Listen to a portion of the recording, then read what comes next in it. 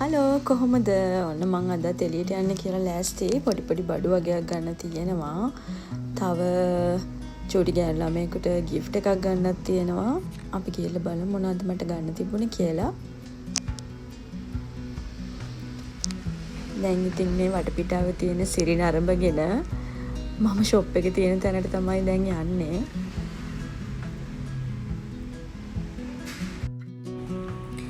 දැන් වෙලාව උදේ 10:00ට විතර ඇති. හොඳටම අවුවයි. ඒකයි මං ඉතින් කැප් එකක් දාගත්තේ. මේ ෂොප් එකට තමයි මං ආවේ. මේකේ ගෑනු ළමයින්ට gift items නැහැ. හැබැයි ඔය කොණ්ඩ කටු, wool bands වගේ පොඩි පොඩි සුකුරුත්තන් items මේකේ තියෙනවා.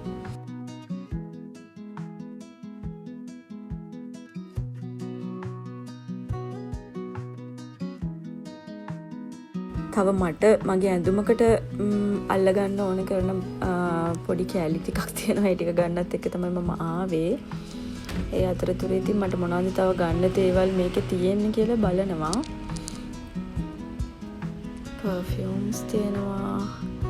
මෙන්න මේ ටික තමයි මම බලන්න ආවේ. ඒකේ කේස් එකත් එක්කම තියෙන්නේ. ලස්සන wool bands colourful ඒවා තිබුණා. චූටි ගෑනු ළමයි ඉතින් ඕවට හරි ආසයිනේ. මමත් පාවිච්චි කරේ නැති වුණාට එහෙම බලන්න වුණත් හරි ආසයි. දැන් මං අයිඩියා එකක් ගත්ත මට මොනවද ගන්න ඕනේ කියලා. මං හැබැයි අද ගත්තේ නැහැ. වෙන දවසක ඇවිල්ලා ගන්න ඕන. මට අන්‍යයට ඒ ටික යවන්න ලඟ වෙනකොට ගන්න ඕන. හරිම ෂෝක් ඒව තිබ්බා. හරිම කලර්ෆුල්. ආස හිතෙනවා දැක්කම. මටත් අරගෙන පාවිච්චි කරන්න හිතෙනවා.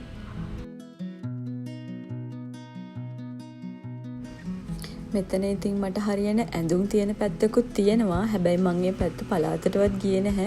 මොකද මං ගියොත් මං අනිවාර්යෙන් එක ඇඳුමක් හරි ගන්නවා. මෙහි ඉතින් ඇඳුම් ගොඩක් අරගෙන වැඩකුත් නැහැනේ. යන්න තැනකුත් නැහැ. වැඩ කරන්නේ යුනිෆෝම් එක ඇඳගෙන.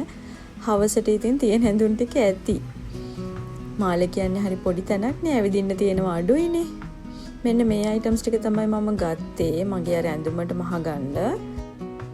ඊට පස්සේ මම මේ යුකලිප්ටස් ඔයිල් එක ගත්තා හියුමිඩිෆයර් එකට දාන්න. අම්මෝ මං ඒ සෝදට නම් කැමති නැහැ. අපහු නම් ගන්නෙ නැහැ. ඊට පස්සේ මං ආවා කොෆි ෂොප් එකකට. වෙනදට මම කැපචිනෝ එකක් තමයි බොන්නේ මෙතනින්. මෙතන මේ ඩැනිෂ් දෙකයි රෙඩ් වෙල්වට් මෆින් එකයි ගත්තා. එතන හිටපු කෙනා මට සජෙස්ට් කරා මේ අයිස් ලත් එක්ක රහයි කියලා බීලා බලන්න කියලා. ඉතින් මං අරන් බැලුවා. රස්නෙත් නිසා කූල් එකට හොඳට තිබුණා. ඒක බොන ගමන් ඉතින් මම මෙතන එළිය බලාගෙන හිටියා. මොකද වෙනදට මෙතන ඉඳන් එළිය බලනකොට හොඳට මට මුහුද තමයි පේන්නේ. ඒකේ ලස්සන බලාගෙන ඉන්නවා. ඒත් අද නම් ඉතින් මට මුහුද පේන්නේ ටිකක් ඈතින්.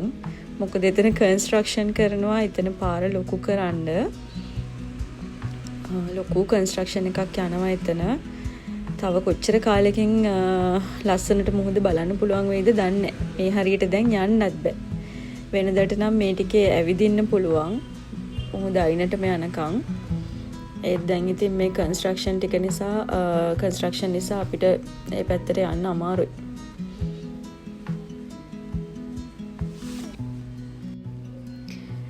දැන් ඉතින් මං ගෙදර යනවා. මට හවස ආපහු වැඩට යන්න තියෙන නිසා.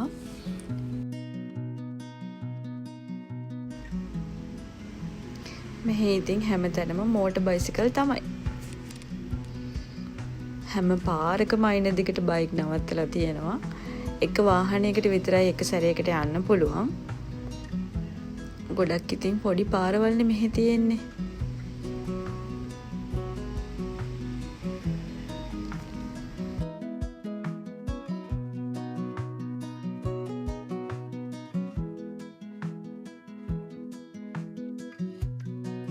එහෙමනම් මං ආපහු වීඩියෝ එකකින් එන්නම්. ඔයගොල්ලන් පරිස්සමෙන් ඉන්න. Thank you.